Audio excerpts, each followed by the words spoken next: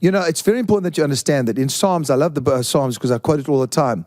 The law of the Lord is perfect, converting the soul. So he speaks about the fact that the law, the perfection that is within the law or the word, converts the soul. Another word is restores the soul. So just keep that in mind then. Your spirit is saved. Everything's cool. Your body, well, we'll deal with that later on. But your soul is in the process totally of dealing with iniquity, temptations, hurtful comments from people, just all kinds of things. And it's being affected. And now I'll show you what I'm saying. 1 Peter chapter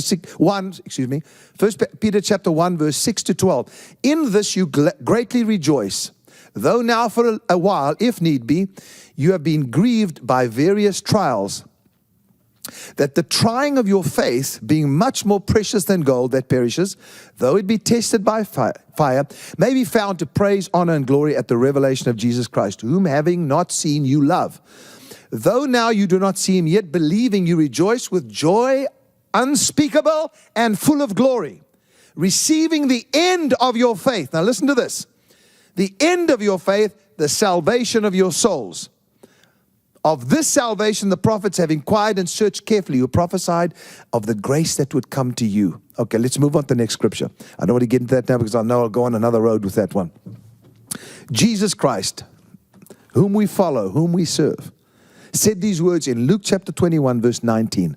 By your patience, possess your souls. Now, let's speak about the possession of your soul. In other words, if your soul wanders, if your soul gets into a place where you're angry and you're unforgiving, you're in trouble because you are losing possession of that very powerful force called the soul. So what you have to do is understand that you can take possession of it again and say, I want you back. You're mine. I'm not allowing you to wander. I'm not allowing you to go astray. I'll give you some really great stories out of the Bible in a few minutes. But let's go to Hebrews chapter 12, verse 3. Consider him who endured such hostility from sinners against himself, lest you become weary and discouraged in your souls.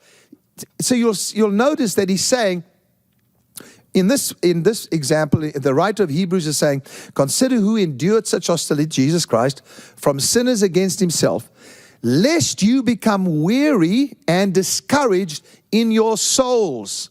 There's a saying goes, confession is good for the soul. And that's one of the ways to be relieved and released.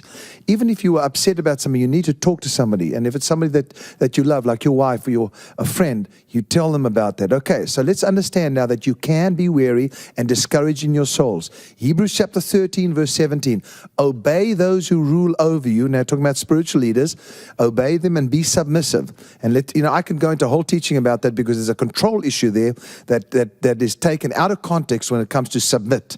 Like I overheard a talk show host just the other day speaking, sort of mocking the Bible and saying, well, women are supposed to submit to their husbands, but to understand something that it's not a control factor. It's a mutual submission. It's beautiful. And I teach that one day to you, but you all want to be free from curses, and so I must stick to what I'm supposed to teach you today. Let your leaders, if for instance for you, I'm your spiritual leader. If I'm not, then maybe somebody else is. But he says obey them. In other words, when they teach you something that is correct, then put that into action. Okay, that's what the obedience means then. And be submissive. Be submissive to what they teach.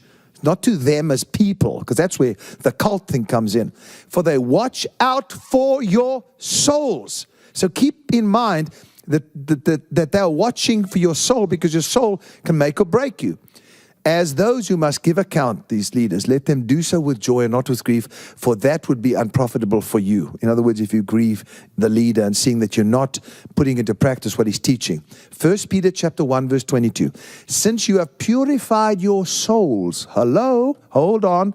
Kim, are you telling me that in my life I could defile my soul? Yes.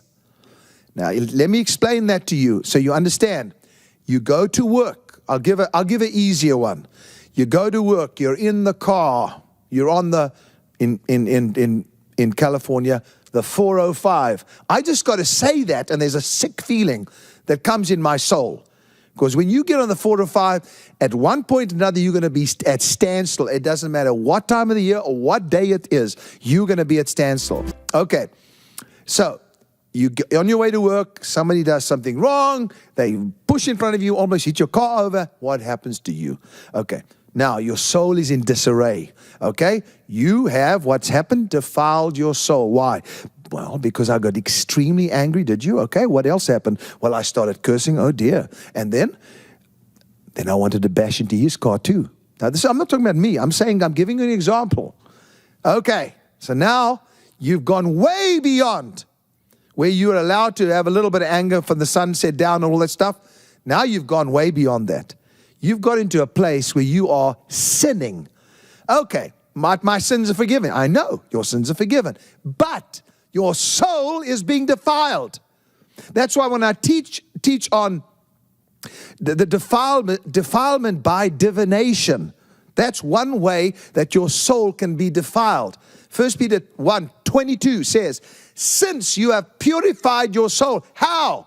In obeying the truth through the Spirit in sincere love of the brothers. Oh dear, Kim, I didn't think you'd get into this today. I just want to be told that my curse is broken and I have no more to do. Everything's just cool. No, it's not. You did something big on Saturday or whenever you watched it. So we have the defilement of the soul and the purification of the soul. Now, you did something great on Saturday. You went in there, you said, God, I don't know why this is happening to me. I want to break it. We stood, we prayed, we gave.